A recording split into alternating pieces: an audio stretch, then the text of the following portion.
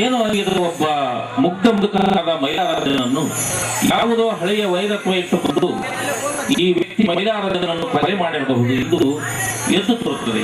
ಮೇಲಾಗಿ ಆಸ್ಪತ್ರೆ ಚಿಕಿತ್ಸೆಗೆ ಬಂದಿದ್ದ ವ್ಯಕ್ತಿಯನ್ನು ಅಮಾನುಷವಾಗಿ ಕೊಲೆಗೈದ ಈ ಅಪರಾಧಿಗೆ ಮರಣದಂಡ ವಿಧಿಸಬೇಕೆಂದು ತಮ್ಮಲ್ಲಿ ವಿನಂತಿಸಿಕೊಳ್ಳುತ್ತೇನೆ. ಇಲ್ಲ ಆದರೆ ನನ್ನದೊಂದು ಕೋರಿಕೆ ಇದೆ, ಅದನ್ನು ತಾವು ಪಾಲಿಸಿಕೊಡಬೇಕೆಂದು ತಮ್ಮಲ್ಲಿ ವಿನಂತಿಸಿಕೊಳ್ಳುತ್ತಿದ್ದೇನೆ. ಸರಿ, ಅದೇನು ನಿಮ್ಮ ಕೋರಿಕೆಯನ್ನು ಈಡೇರಿಸಿಕೊಳ್ಳಿ.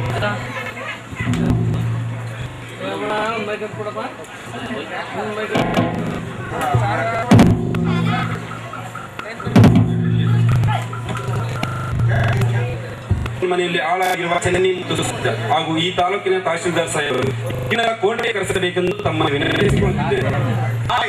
ನೀವು ಹೇಳಿದ ನಮ್ಮ ಕೋರ್ಟ್ಗೆ ಕರೆ ಕಳಿಸುತ್ತೇವೆ.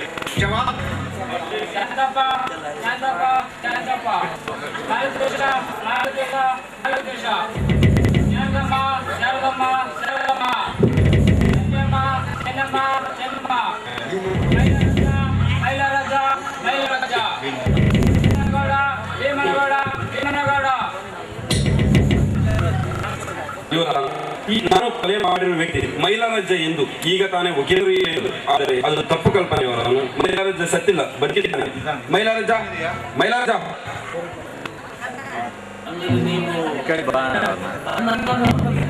ನೀವು ಇವರನ್ನ ಕಳ್ಳರಲ್ಲಿ ಕಳ್ಳನಾಗಿ, ಸುಳ್ಳರಿಗೆ ಸುಳ್ಳನಾಗಿ, ಕದೀಮನಾಗಿ ಸಮಯಕ್ಕೆ ತಕ್ಕಂತೆ ನಾನಾ ವಿಷಯಗಳನ್ನು ಬದಲಿಸುತ್ತಾ ಅವರಂತೆಯೇ ನಡೆಸುತ್ತಾ ನಮಗೂ ತಿಳಿಯದ ಅನೇಕ ವಿಷಯಗಳನ್ನು ಸಂಗ್ರಹಿಸಲು ಬಂದಿರುವ CID inspector Praveen Kumar. This is my identity card.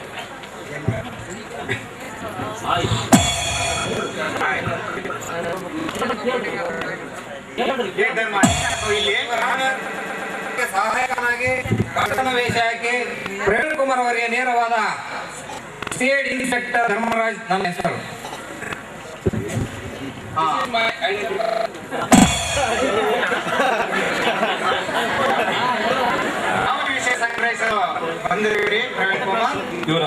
ಈ ಊರಿಗೆ ಶ್ರೀಮಂತ ಎಂದು ಅಹಂಕಾರದಿಂದ ಮೆರೆಯುತ್ತಿರುವ ವ್ಯಕ್ತಿ, ಆದರೆ ಅವರು ಉಣ್ಣುತ್ತಿರುವ ಆಸ್ತಿ ಸೇರಬೇಕಾದವರಿಗೆ ಸೇರಬೇಕು ಎಂದು ಒತ್ತಾಯಿಸಿ ವಕೀಲರಾದ ಲಿಂಗರಾಜು ನಮಗೆ ವಿಷಯ ತಿಳಿಸಿದರು.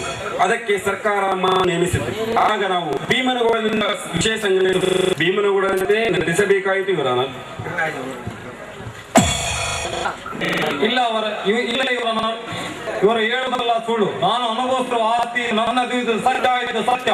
ನೀವು ಮಧ್ಯೆ ಮಾತಾಡ್ರಿ.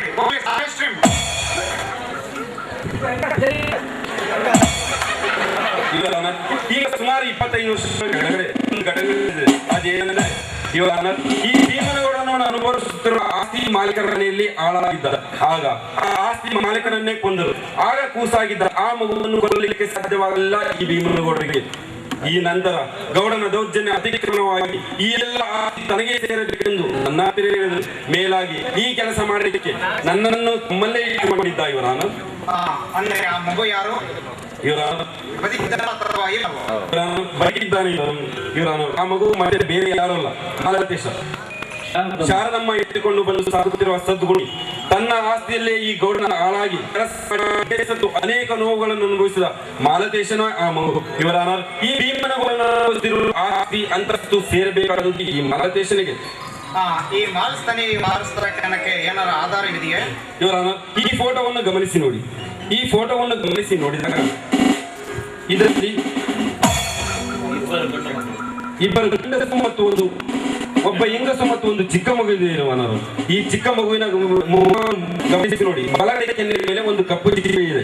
ಇವರ ಈ ಮಾಲತೇಶನನ್ನು ನೋಡಿ. ಇವರಲ್ಲಿ ಕೆನ್ನೆಯ ಮೇಲೆ ಒಂದು ಕಪ್ಪು ಚಿಕ್ಕೆ ಇದೆ. ಇವರನ್ನು ಈಗ ಎಲ್ಲಕ್ಕಿಂತ ಹೆಚ್ಚಾಗಿ ಈಗ ಸತ್ತ ಎಂದು ತಿಳಿದಿರುವ ಮೈಲಾರಜ್ಜನು ಕೂಡ ಈ ಫೋಟೋದಲ್ಲಿದ್ದಾನೆ. ಇವರನ್ನು ನೀವೇನು ಹೇಳಿದ್ರಿ ಇದಕ್ಕೆ?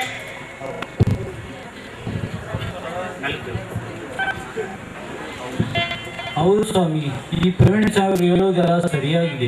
25 ವರ್ಷದ ಕೆಳಗೆ ನಾನು ಮತ್ತು ಭೀಮನಗೌಡರು ನಮ್ಮ ಮನೆಯಲ್ಲಿ ಹಾಳಾಗಿದ್ದೆವು. ಆಗ ಒಂದು ದಿನ ಈ ಭೀಮನಗೌಡ ಆಸ್ತಿಗಾಗಿ ಈ ಮಾದೇಶಪ್ಪನವರ ತಂದೆ ತಾಯಿ ಇಬ್ಬರನ್ನು ಕೊಂದ. ಮಗು ಮಾತ್ರ ಜೀವಂತವಾಗಿತ್ತು. ಅದಕ್ಕೆ ಕಾರಣವೆಂದರೆ ನಾನು ಕೊಲೆ ಮಾಡುವುದನ್ನು ನೋಡುತ್ತಿದ್ದೆ. ಆಗ ಭೀಮನಗೌಡರು ಮಗುವನ್ನು ಕೊಲ್ಲದೆ ನನ್ನನ್ನು ಹಿಂಬಾಲಿಸಿದ. ಈ ಸಂದರ್ಭದಲ್ಲಿ ಶಾರದಮ್ಮನವರು ಮಗುವನ್ನು ಎತ್ತಿಕೊಂಡು ಹೋಗಿರಬಹುದು ಸ್ವಾಮಿ. ನಿಮಗೆ ಏನು ಮಾಡಲಿಲ್ಲವೇ? ಇಲ್ಲ ಸ್ವಾಮಿ, ನಾನು ದೈವ ವಿಷಯ ತೋರಿದೆ ಇಷ್ಟೇ. ನೀವೇನು ಹೇಳಿವಿರಿ?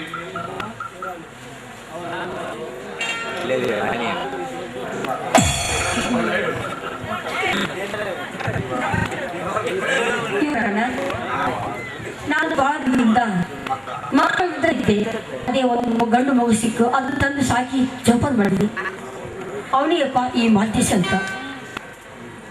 ಈ ಫೋಟೋದಲ್ಲಿರುವ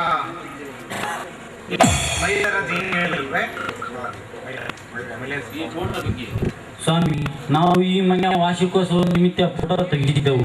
ಈ ಫೋಟೋ ತರಲಿಕ್ಕೆ ಮಾಲ್ತೇಶಪ್ಪನ ತಂದೆ ಇಬ್ಬರು ಫೋಟೋ ಸ್ಟುಡಿಯೋಗೆ ಹೋಗಿದ್ದರು. ಬರುವಾಗ ಕೊಲೆಯಾಗಿತ್ತು. ಆಗ ಫೋಟೋ ಶಾರದಮ್ಮನಿಗೆ ಸಿಕ್ಕಿರಬಹುದು ಸ್ವಾಮಿ. ಪ್ರವೀಣ್ ಕುಮಾರ್, ಈ ಮಹಿಳಾ ರಚನೆಗೆ ಈ ಗೌಡನ ಕಾರ್ಯಾಚರಣೆಗಳನ್ನು ತಿಳಿದುಕೊಂಡು ಗೌಡನ ಮನೆಗೆ ಕೆಲಸದವನಾಗಿ ನೇಮಕವಾದ. ಹಾಗೆ ಒಂದು ವಿಷಯಗಳು ತಿಳಿಯುತ್ತಲೇ ಬಂದು ಆ ಸಂದರ್ಭದಲ್ಲಿ ಮೈಲಾರಜ್ಜನ ಬದುಕಿನ ವಿಷಯ ತಿಳಿದು ಮೈಲಾರಜ್ಜನ ಬದುಕಿದರೆ ತನ್ನೆಲ್ಲ ವಿಷಯಗಳು ಬಹಿರಂಗವಾಗುತ್ತದೆ ಎಂದು ಮೈಲಾರಜ್ಜನ ಈ ಗೌಡ ನನಗೆ ಹೇಳಿದ. ಆಗ ನಾನು ಮೈಲಾರಜ್ಜನ ಕಂಡಾಗ ಇನ್ನೂ ಅನೇಕ ವಿಷಯಗಳು ತಿಳಿದವು. ಅದಕ್ಕೆ ಈಗ ಈ ಆಸ್ತಿ ಭೀಮನಗೌಡನ ಹೆಸರಿಗೆ ನಮೂನೆ ಆಗಿದೆಯಾ? ಆಗಬೇಕಿತ್ತು ಇವರನ್ನು, ಆದ್ರೆ ಆಗಿಲ್ಲ. ಈ ತಹಶೀಲ್ದಾರ್ ರಮೇಶ ಈ ಗೌಡನ ಅಳಿಯಾದ್ದರಿಂದ ಇಬ್ಬರು ಸೇರಿ ಹೇಗಾದರೂ ಮಾಡಿ ಆಸ್ತಿ ತಮ್ಮಂತೆಯೇ ಮಾಡಿಕೊಳ್ಳುವ ಮನಸ್ಸಿನಲ್ಲಿದ್ದರು. ಅಷ್ಟರಲ್ಲಿ ವಿಷಯ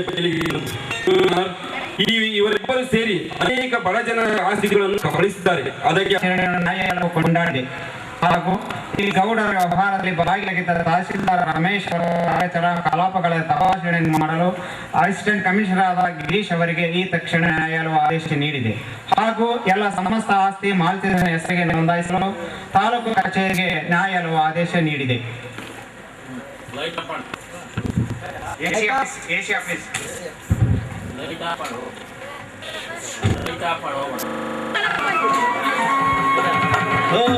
ನಮಸ್ಕಾರ ಸರ್, ಹೇಗೋ ಬರ ಹೇಳಿದ್ದೀರಂತೆ?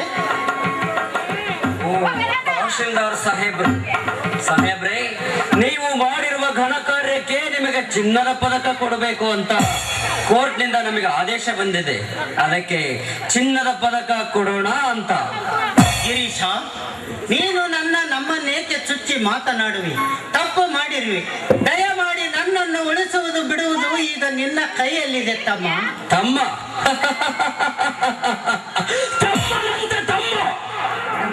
ಈ ಹಿಂದೆ ನಿನಗೆ ಅಧಿಕಾರ ಬಂದು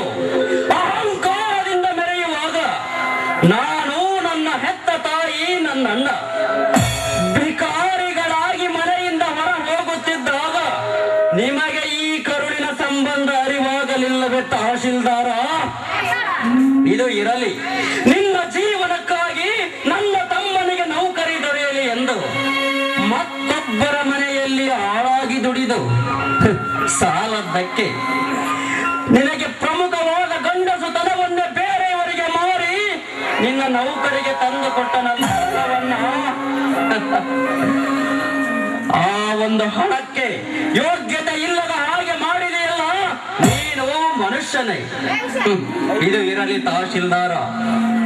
ತನ್ನ ಜೀವನವೆಲ್ಲ ನಿನಗಾಗಿ ಮುಡಿಪಿಟ್ಟ ಆ ನನ್ನ ಅಣ್ಣ ಮಾಲತೇಶನನ್ನೇ ಸಂಬಂಧದ ಪರಿಜ್ಞಾನವಿಲ್ಲದೆ ಮನೆಯಿಂದ ಹೊರದಬ್ಬಿದೆಯಲ್ಲ, ಆಗ ಅರಿವಾಗಲಿಲ್ಲವೇ ನಿನಗೆ ಈ ಸಂಬಂಧದ ಅರಿವು? ಚೊಚ್ಚೆ ಮಾತನಾಡಬೇಡ. Shut up minded. ನಾನು ನಿನ್ನ ಮೇಲಾಧಿಕಾರಿ ಎಂಬುದನ್ನು ಮರೆಯಬೇಡ. ಹೋಗು. ನಿನಗೆ ಬೆಂಬಲಿಗನಾಗಿ ಆ ಗೌಡನಿದ್ದಾನಲ್ಲ, ಅವನನ್ನು ಕೇಳು ಹೋಗು. ನಿನಗೆ ತುತ್ತು ಮಾಡಿ ಉಳಿಸಿದ ಹೆಂಡತಿ ಇದ್ದಾಳಲ್ಲ, ಅವನನ್ನು ಕೇಳು ಹೋಗು. ನೀಗಿಸುತ್ತಾರೇನೋ ನಿನ್ನ ಆ ಪುತ್ತನ್ನು? ಅದು ಅವರಿಂದ ಆಗುವುದಿಲ್ಲ ಸರ್. ಒಂದು ಸಲ ಮೋಸಕ್ಕೆ ಬಿದ್ದು ತಪ್ಪು ಮಾಡಿದ್ದೇನೆ. ದಯಮಾಡಿ ನನ್ನನ್ನು ಕ್ಷಮಿಸಿ ನಿಮ್ಮ ಕಾಲಿಡಿದು ಬೇಡಿಕೊಳ್ಳುತ್ತೇನೆ. ಇಲ್ಲ ಅಂದ್ರೆ ನಮ್ಮ ಸಂಸಾರ ಬೀದಿ ಪಾಲಾಗುತ್ತದೆ. ನೋಡು, ನನ್ನ ದೃಷ್ಟಿಯಲ್ಲಿ ತಪ್ಪು ಮಾಡಿದವನಿಗೆ ಶಿಕ್ಷೆಯಾಗ್ಲೇಬೇಕು. ನಿನ್ನ ಸಂಸಾರ ಬೀದಿಗೆ ಹೋಗ್ಲಿ ಮೊಸಳಕ್ಕೆ ಹೋಗ್ಲಿ ನನಗೆ. ಮಿಸ್ಟರ್ ತಹಶೀಲ್ದಾರ್ ಸಾಹೇಬ್ರೇ, ನೀವು ಮಾಡಿರುವ ಅಕ್ಷಮ್ಯ ಅಪರಾಧ ಸಾಮಾನ್ಯವಾದದ್ದಲ್ಲ. ಬಡವರಿಗೆ ಸೇರ್ಬೇಕಾದ ಜಾಗ ಲಂಚದ ಆಸೆಗಾಗಿ ಮತ್ತೊಬ್ಬರಿಗೆ ಮಾಡಿಕೊಟ್ಟಿರುವೆಯಲ್ಲ, ಗೊತ್ತಾಗುವುದಿಲ್ವೇ ನಿನಗೆ? ಒಂದು ವೇಳೆ ಹಣ ಸಿಗುತ್ತೆ ಎಂದಾದ್ರೆ ಕಟ್ಟಿಕೊಂಡ ಹೆಂಡತಿಯನ್ನೇ ಮತ್ತೊಬ್ಬರ ಪಕ್ಕಕ್ಕೆ ಮಲಗಿಸಿಕ್ಕು ಹೇಸದ ಕಟುಕರು ನೀವು. ಅಂತವರಿಗೆ ಏಕೆ ಇಂಥ ಸರ್ಕಾರಿ ನೌಕರಿ? ನನ್ನನ್ನು ಅಷ್ಟೊಂದು ಕಡಕನನ್ನು ತಿಳಿದುಕೊಂಡಿರುವೇನೋ? ನನಗೆ ಮನುಷ್ಯತ್ವ ಇದೆಯಪ್ಪ, ಇದೆ. ಹಂದಿಯನ್ನು ಎಷ್ಟೇ ಸ್ವಚ್ಛಂದವಾದ ಸ್ಥಳದಲ್ಲಿರಿಸಿದರೂ ಕೊಚ್ಚ ಕಂಡ ತಕ್ಷಣ ತನ್ನ ಚಾಳಿ ಬಿಡುವುದಿಲ್ಲ. ಅಂತ ಹೀನ ಕುಲದವನು ನೀನು. ಹೆಚ್ಚಿಗೆ ಮಾತೇಕೆ? ನೀನು ಮಾಡಿರುವ ಅವ್ಯವಹಾರಕ್ಕೆ ನಿನ್ನನ್ನು ಸೇವೆಯಿಂದ 5 ವರ್ಷ ಸಸ್ಪೆಂಡ್ ಮಾಡಿದ್ದೇನೆ. ಮೊದಲು ತೊಲಗೋಚ ಇಲ್ಲಿಂದ. ಇನ್ನು ಮುಂದೆ Don't accept any single word. You will first get out.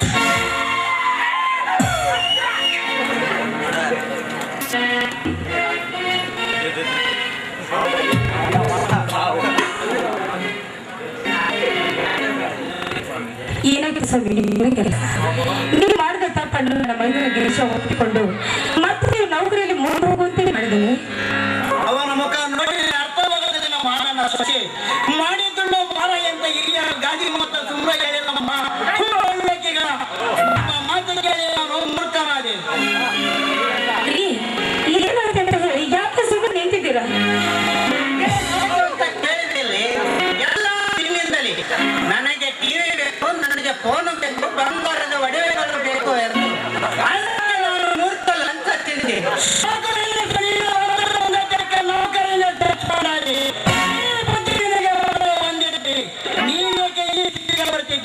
ಈ ಬೇಗದ ಹೆಣ್ಣಿನ ಮಾತಿನಿಂದ ನನ್ನ ಸತ್ಯವಾದ ಸುದ್ದಿಯನ್ನು ನಮ್ಮ ಮಕ್ಕಳನ್ನು ಮನೆಯಿಂದ ಹೊರಗೆ ಇಲ್ಲ. ಇನ್ನು ನಾನು ಇರಬಾರದು. ಹೆಂಡತಿ ಮಕ್ಕಳಲ್ಲಿ ನಾನು ಮಾಡಿದ ತಪ್ಪಿಗೆ ಅಲ್ಲಿಗೆ ಹೋಗಿ ಕ್ಷಮೆ ಕೇಳಲೇಬೇಕು. ನಾನಿನ್ನು ಬರುತ್ತೇನೆ.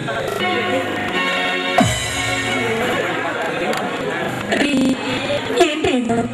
ನಮ್ಮಪ್ಪ ಇಂಥ ದಿವಸ ಕೆಲಸ ಮಾಡುತ್ತೇವೆ ಅಂತ ನಾನು ತಿಳಿದುಕೊಂಡಿದ್ದಿಲ್ಲ. ಮುಂದಿನ ಅಗತ್ಯ ಏನು? ನೀನು ಇಷ್ಟೊಂದು ನೀಚ ಅಂತ ನಾನು ತಿಳಿದಿದ್ದಲ್ಲ.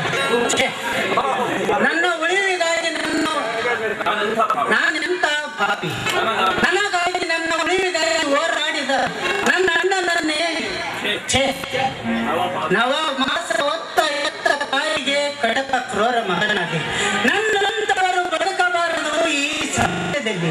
ಇಲ್ಲ ಸ್ವಾಮಿ, ನಾವು ಬದುಕಬೇಕು. ಯಾಕೆಂದ್ರೆ ಒಂದು ವೇಳೆ ನಾವು ಸತ್ತರೆ ನಾವು ಮಾಡಿರುವ ಈ ಪಾಪಕ್ಕೆ ಪ್ರಾಯಶ್ಚಿತ್ತ ಸಿಗುವುದಿಲ್ಲ.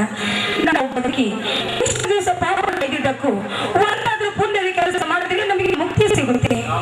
ಯಾವ ಮುಖ ಇಟ್ಟುಕೊಂಡು ಬದುಕಬೇಕು? ಹೆಂಡತಿಯ ಮಾತು ಕೇಳಿ ಎತ್ತ ತಾಯಿಯ ಶೀಲದ ಬಗ್ಗೆ ಶಂಕಿಸಿ ಮಕ್ಕಳಿಗೆ ಸುಳಿಲಿಲ್ಲ ಎಂಬ ಪಟ್ಟ ಕಟ್ಟಿದ ಸೂರಳೆಂದು ಬದುಕಬೇಕು. ನನ್ನ ತಮ್ಮ ನನ್ನ ಮೇಲದಿ ನನ್ನ ಮಾತೆಯ ಸಣ್ಣನಿಗೆ ಕೀರ್ತಿ ತಂದ ತಮ್ಮನಾದ ನಾನು ಕಡಕ ತಮ್ಮನಾದೆ. ಸ್ವಾಮಿ, ಇದರಲ್ಲಿ ತಪ್ಪು ನಿಂತಲ್ಲ, ಎಲ್ಲ ತಪ್ಪು ನನ್ನದೇ ಇದೆ. ನಡೆಯಿರಿ, ದೇವರ ಹೋಗಿ ಕ್ಷಮೆ ಕೇಳೋಣ. ಅವರು ನಮ್ಮ ತಪ್ಪನ್ನು ಕ್ಷಮಿಸಿ ತಮ್ಮ ಹತ್ತಿರ ನಮ್ಮನ್ನು ಇಟ್ಟುಕೊಳ್ತಾರೆ. ಯಾವ ಮಕ್ಕಳ ಇಟ್ಟುಕೊಂಡು ಅವರಲ್ಲಿಗೆ ಹೋಗಬೇಕು. ಹೆಂಡತಿಯ ಮಾತು ಕೇಳಿ ನೋಡಿ, ನನ್ನ ಮಾವ ಮಾತೇಶ ಬೆಂಗ್ರೆ ಅಂತ ಬಳಸಿದ ಮಣ್ಣು ನಮ್ಮ ತಪ್ಪನ್ನು ಮನ್ನಿಸಿ ತಮ್ಮೊಂದಿಗೆ ನಮ್ಮನ್ನು ಇರಿಸಿಕೊಳ್ಳಲು ಅವಕಾಶ ಮಾಡಿಕೊಡ್ತಾನೆ. ನಡೆಯಿರಿ, ಹೋಗೋಣ. ಏನಾಗುತ್ತದೆಯೋ ನಡಿ, ಹೋಗೋಣ.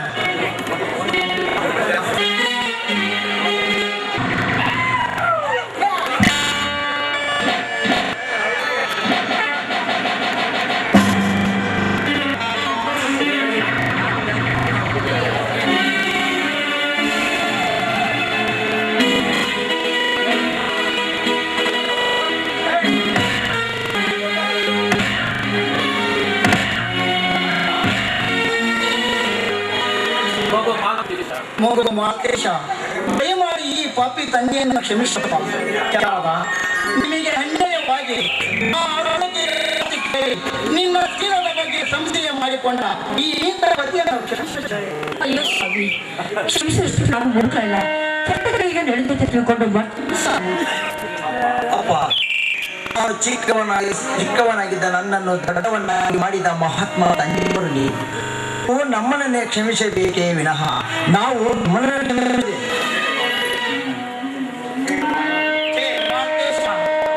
ಇಂತಹ ಗುಣವಪ್ಪ ನಿನ್ನದು. ಈ ಸಮಾಜದಲ್ಲಿ ಪ್ರತಿಯೊಬ್ಬ ಯುವಕರು ನಿನ್ನಿಂದ ಪಾಠ ಕಲಿಯಬೇಕಪ್ಪ. ಮಕ್ಕಳಿದ್ದರೆ ನಿನ್ನಂತ ಮಕ್ಕಳಿರಬೇಕು. ಆದರೆ ನನ್ನ ಮಗನ ರಮೇಶನಂತ ನೀತರು ಮಾತ್ರ ಹುಟ್ಟಬಾರದು.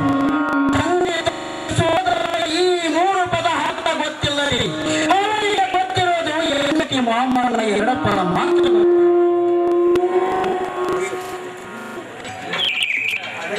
ಅದಕ್ಕೆ ಈ ದಿವಸ ಅವನನ್ನು ನೌಕರಿಯಿಂದ ಸಸ್ಪೆಂಡ್ ಮಾಡಿದ್ದೇನೆ. ಹಾಗಾದ್ರೆ ರಮೇಶನಿಗೆ ನೌಕರಿ ಇಲ್ಲ? ಇಲ್ಲ, ಲಕ್ಷ್ಯದಿಂದ ಆಪದ ಮೇಲೆ ನಾನೇ ಅವನನ್ನು ಸಸ್ಪೆಂಡ್ ಮಾಡಿದ್ದೇನೆ. ಓಹೋ, ನೀವೇನಾ ತಹಶೀಲ್ದಾರ್ ಸಾಹೇಬ್ರು? ಪಾಪ, ನೀವು ಓದಿದವರು, ದೊಡ್ಡ ಅಧಿಕಾರದಲ್ಲಿರುವವರು ಹಾಗೂ ಪ್ರತಿಷ್ಠತೆಯಿಂದ ಬಾಳುವಂತವರು. ನಿಮ್ಮಂತ ಘನ ಗೌರವ ಇರುವ ಪ್ರತಿಷ್ಠಾ ವ್ಯಕ್ತಿಗಳು ಎಲ್ಲ ಬೀದಿಯಲ್ಲಿ ಹುಟ್ಟಿದ ಈ ಬಡ ಭಿಕಾರಿ ಮನೆಗೆ ಬಂದ ಕಾರಣವಿದೆ. 10 ಜನರಿಗೆ ಶರಗಾಗಿ ನನ್ನ ಹೆತ್ತು ತೆರಮಾಡಿಸಿಕೊಂಡಿದ್ದಾಳೆ. ನಾನು ಆದರಗಿರಿಯ ಮಗ. ಸಾಹೇಬರು ಏಕೆ ಬಂದ್ರು ಅಂತ ಗೊತ್ತಾಗಲಿಲ್ಲ.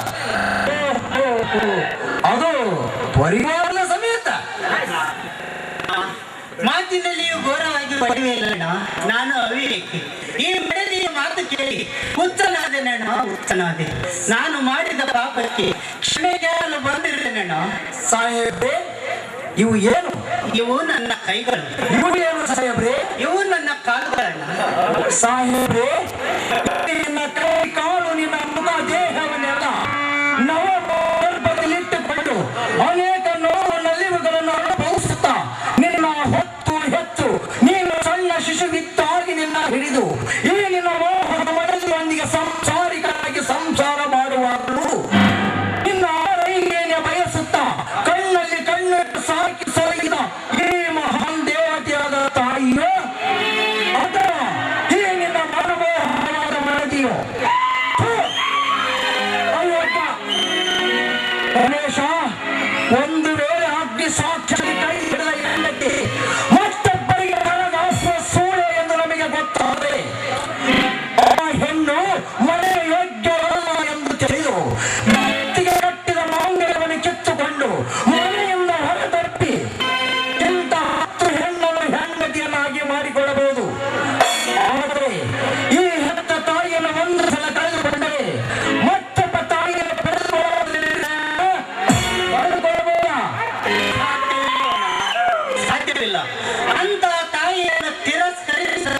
ಬೇಡ ನನ್ನ ರಮೇಶ, ಒಂದು ತಾಯಿ ಮಕ್ಕಳಿಗೆ ಕಲಿಸಲ್ಪಟ್ಟು ಸುಳ್ಳು ಪಟ್ಟ. ಈಗ ಈ ನಿನ್ನ ಹೆಂಡತಿಯನ್ನು ಕೇಳು. ಈ ನನ್ನ ತಾಯಿ ಸರಗಾಸಿ ಸೂಳೆಯಾಗಲು ಸಿದ್ಧವಾಗಿದ್ದರು. ಈ ನನ್ನ ಮನಮೋಹಕ ಮಡದಿ ಸರಗಾಸಿ ಸೂಳೆಯಾಗಲು ಸಿದ್ಧವಾಗಿದ್ದರು. ಇಷ್ಟಕ್ಕೆಲ್ಲ ಕಾರಣ ನಾಯಿ. ನನ್ನ ಬಾಲಕೃಷ್ಣ ಅವನ ಮೇಲೆ ಮನಸ್ಸು ಮಾಡಿ ಅವರು ಒಪ್ಪದಿದ್ದಾಗ ಇವರಿಬ್ಬರಿಗೂ ನಿತ್ಯಬ್ರವ ಮಾತ್ರವನ್ನು ಕೊಟ್ಟು ನೀವೆಲ್ಲರೂ ನಂಬುವ ಹಾಗೆ ಆ ದೃಶ್ಯ ಕಂಡು ಇಷ್ಟು ಕೊಂಡಬೇಡಿಗಳು. ತಪ್ಪನ್ನು ಕ್ಷಮಿಸಿಬಿಡಿ.